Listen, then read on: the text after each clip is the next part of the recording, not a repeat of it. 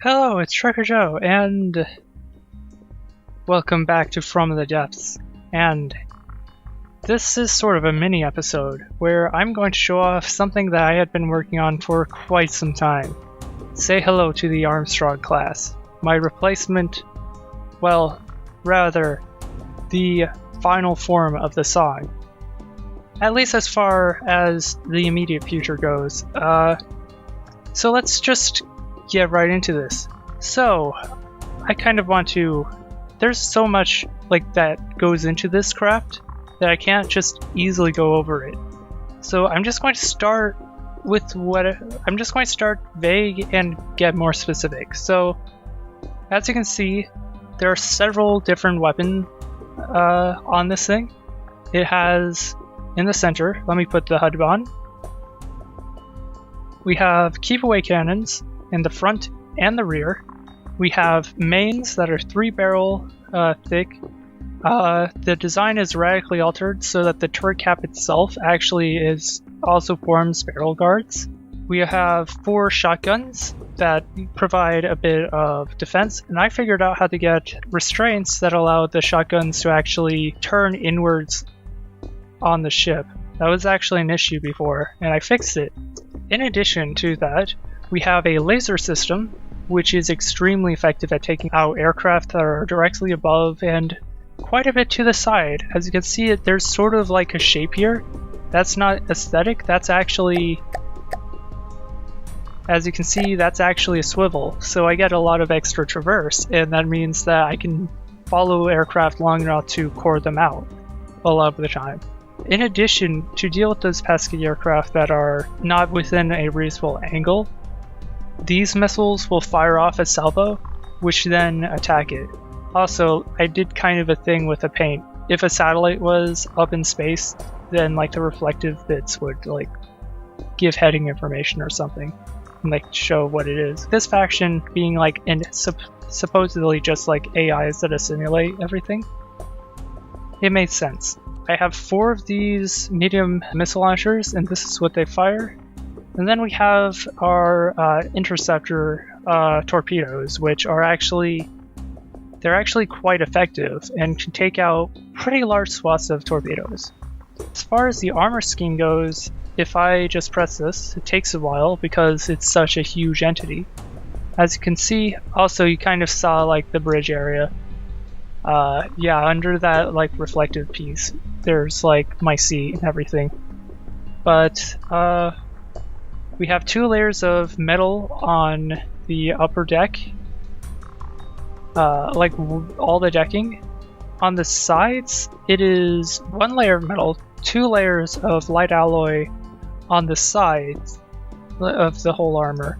And it's all cross-hatched so that you cannot easily take out all of the layers, and as a result, even if there are large gaping holes, it doesn't lose integrity in loose pieces nearly as easily.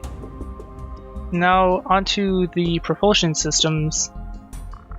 I kind of joked that this would be called the Trypophobia class just because of all the regular holes for the thrusters, but as you can see, I have a lot of thrust, and it's very well defended. In addition, I'm going to peel back the armor now that I'm kind of done with all of that. So let's get rid of all the structural bits. This is a lot of thrust, as you can see. The field of view is actually too wide for you to even see them. It's that crazy. In addition, it's quite heavily shielded. I will show that off soon. But first, I kind of want to point out, yes, I'm using large ship rudders as well, and it's actually pretty effective. I actually came up with a cool system, so let's showcase the top speed as well while we do this. As you can see, it goes well beyond 22. It's actually close to 24 meters a second. When steering, it can drop to about 15 if it's doing a hard turn. With the AI controlling it, it's 90.5-ish, because it kind of does a wobble. Here's a cool thing. So I want to turn right. I'm going to reverse. Now the AI doesn't know what to do normally, but the moment I start going backwards, the system actually, I never changed, I'm still pressing I, and it changed heading just like that. So as you can see, like the moment that we start moving forward, it switches back to the correct angle. And I did this with ACVs that are mounted with the engines, actually. In addition, I have a super large amount of resource storage and ammo storage. And yeah, so yeah, anyway, to get into more detail.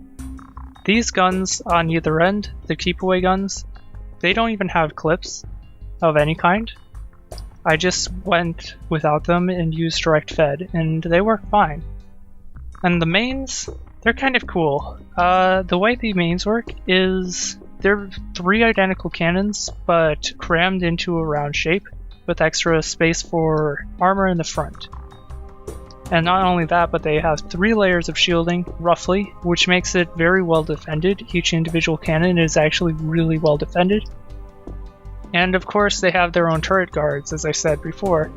And they're big 400 2mm cannons. And then I have shotguns, which, I'll be frank, I'm not entirely certain like how effective they are, but they do seem to. It depends on like what kind of targets they're shooting, I guess. But they're basically the same kind that is on the Artifice, but like rebuilt so that they're a little bit taller but more defended. Of course, missile launchers are the same, to prove what I said earlier. That's the Javelin's missile. And then of course, our main laser, which is extremely powerful. It uses one of Damodoc's laser nodes, slightly modified. In addition, you might notice like I have a large amount of engines, and I also have electric engines. And the electric engines, they're like these batteries are almost solely for rail chargers, but they also double as a little bit of a buffer for these engines so that shields don't drop in the middle of combat. In addition, these ones to either side with the red things, they're Ruby engines. They're just powerful. That's just what they are. In addition, I have 2 efficient engines with PID systems each. And these things provide all of the efficient power. So even if I'm like moving forward, I'm just going to start moving forward. We go to power. I'm like only using like 8 fuel per second. In combat, that can sometimes be up to 300 because of these gas guzzling engines to either side. In addition, I have a lot of extra supplemental power in the form of these generators. The generator in the front, which is underneath the ammo, and the 2 in the rear. And it's all kind of configured to be efficient. Another thing I kind of want to point out with this design, particularly, every laser emitter, they're all like powered by a single defense node, and these defense nodes actually they trickle charge and store power instead of like having full power all the time, because there are definitely times where you won't be needing the LMS system. So I'd rather let that downtime between shots be filled with recharging instead of the system just completely at 100% when we fire, because that drains a little bit too much from the engines, and I wanted to have 3 layers of shielding. Oh, I let that slip, didn't I? Okay. So what I'm going to do then, 3 layers of shielding, I want to demonstrate that. So let's just do 0.5. So we'll just apply that to all. We're going to also turn off the AI, and we're just going to, let's just get a Shrike, because the LMS system counters that. So now you can kind of see what's going on here. So the outer layer of shielding, which you can see here, this is always on reflect. The one inside that is also reflect, but switches to laser absorb, and that's distracting. I'm going to have to fix that, I think. There might be something I can do to make it a little bit less of an issue. I could probably fix that by having the decay a little bit reduced on like the main engines, perhaps. these provide quite a bit of laser defense, coupled with these other shields, which also provide laser defense. Not to mention, like, the roof is also exactly like this, and of course I had to take some liberties with the back and the front, but in general it's all layered up. So I'm just going to turn everything to combat. Gunnery enabled. Taking control. As you can see, it's being shot at by the shotguns. The laser didn't even get a chance to fight. Since I kind of want to showcase the laser, specifically, let's put it against a Solaris. So I have two Solarises coming in, and I kind of want to like showcase. It appears my weapons have become somehow a lot more accurate. So that's a little crazy. These missiles are making very short work of it though, and they're a pretty good AA system. But against something like a Beluga Elite, it would take like a while for them to overcome the laser defenses. Now, it's flying overhead fairly quickly. That one on the left is certainly stopped by the missiles alone, but soon you'll notice the laser. So the laser is in effect, and this thing's just going to gut it. In fact, it's actually flying directly over. As you can see, the swivel is going to adjust. And we took it out. We just took out the engine. Next fight. I have never been able to make a design before that could actually take down a perforator. So let's just see how well this works.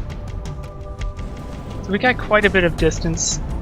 That's partly because I wandered so far away. I actually don't know why it isn't spawning relative to my player character and instead just spawning off of the resource zone. But this is fine. As you can see, the shields are actually doing a decent job at stopping the bullets.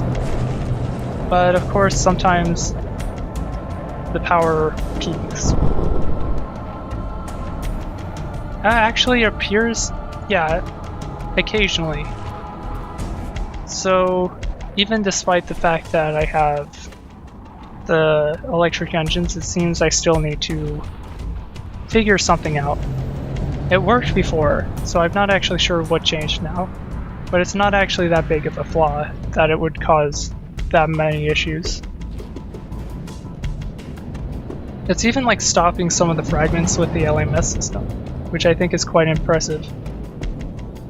So as you can see, we're doing quite a bit of damage at range.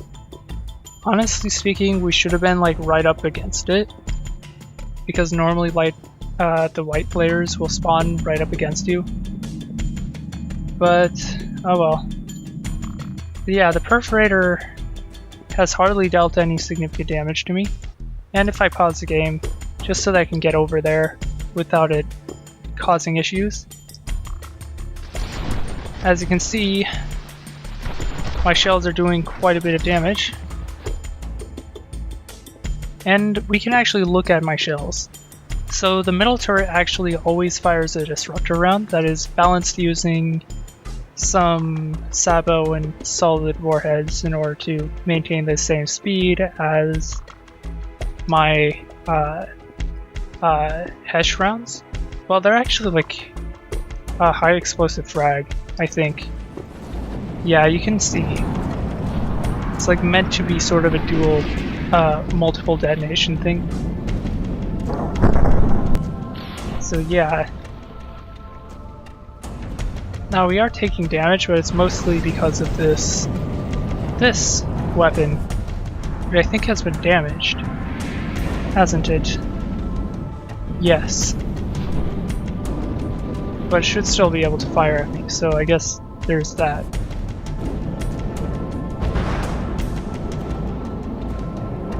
So we're actually dealing physical damage now, and we've taken out one of the turrets. It was the rear turret. Quite a bit. Looks like they're throwing out radar buoys, or sonar buoys. It looks like sonar buoys. And yeah, because I have shield buster rounds in with the main rounds, I actually deal max damage against shielded craft after a while. It only takes a little bit. Of course, I have shotguns, which deal quite a bit of damage once the shields are down. And they sort of like scrape off anything on the surface, like detection systems.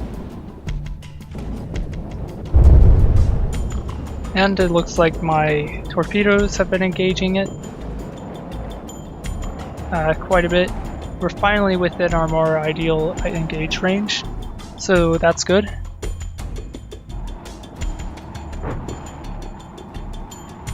And yeah, it looks like we've disabled the main turret. In fact, we're actually about to stop the entire thing. Come on, just need one good shell hit, and it'll all explode. Well, we disabled the weapon, so that works out. Looks like the shotguns have gone a little out of sync.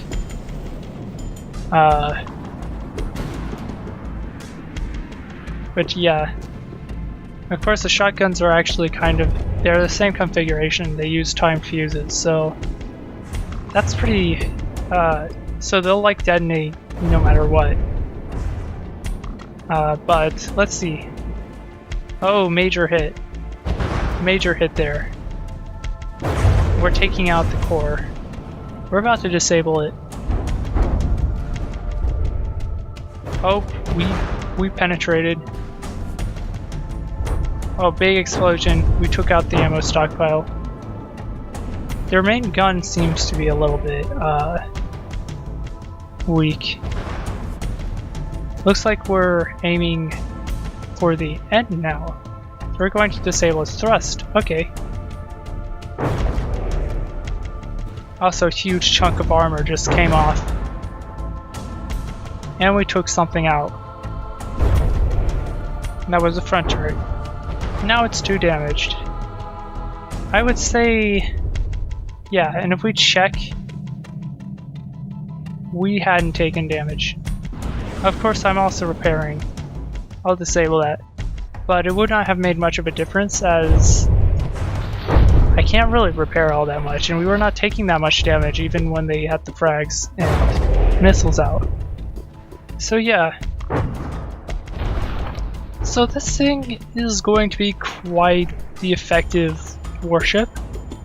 I'm going to be setting it up against enemies in the campaign. There's one last thing I want to test it against, though. Let's just spawn it in Ankara. We'll spawn it for the Scarlet Dawn. And there we go.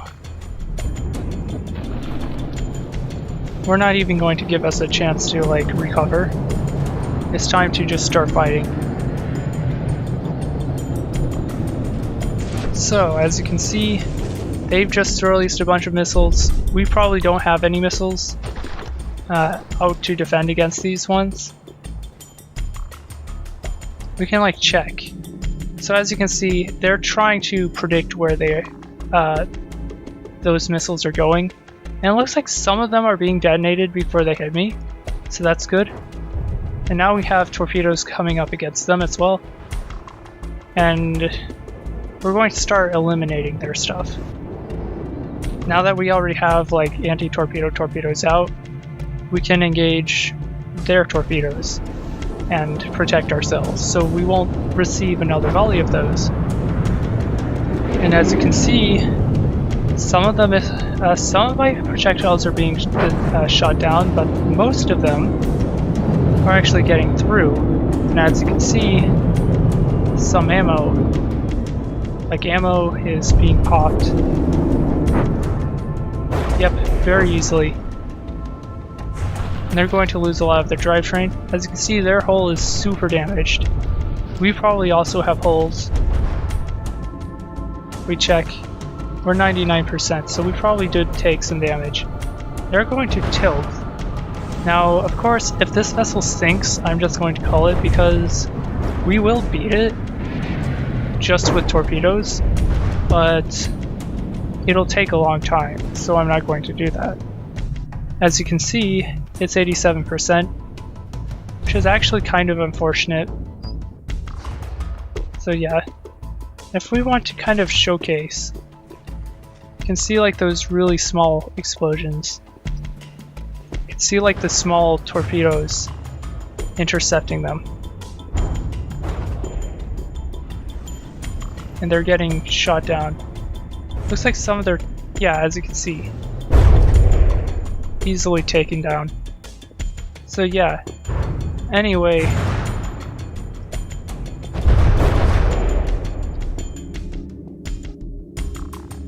I don't think this Ankor is going to die that quickly. Oh. I think we just finished it off just with the volley of torpedoes. Just one more torpedo volley is probably going to do it. So let's just see this in action.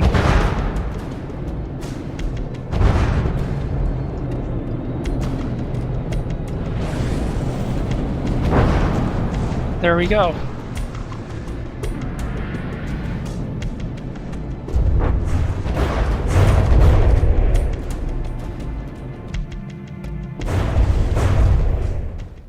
It bears mentioning that this thing easily defeats 2 of those. And it does take damage, but not huge damage. So if we look at this, most of the drivetrain's fine, with like only like some damage. As you can see, the armor has maintained most of its integrity. It did get pretty exposed at points, but then the Citadel withstood all other attacks. And everything else seems to have been repaired. We have no other damage anywhere else on the ship. And we did not lose any weapons. We did take a little bit of damage though on the superstructure, and it looks like we have been shot in a few places. That's fine.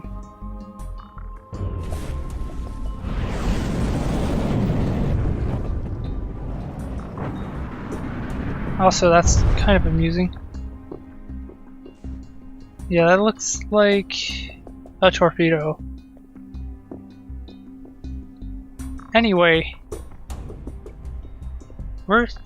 next time we're going to be in the campaign setting up for and hopefully spawning this thing in. I have a little bit of prep work, of course, but this thing is definitely worth it. I can already tell, like against any of the Onyx Watch designs, I'm just going to completely annihilate it with just one ship. As a direct result of that, I'm going to send this in to defeat fleets from enemy forces. And I mean like full 150 force fleets against one ship, because I feel like that would be fun and wasteful. So I'm going to make sure to have enough resources to buy 2 of these. And yeah, it's expensive, so I'm going to be I have my work cut out for me. Anyway, thank you for watching this. See you next time.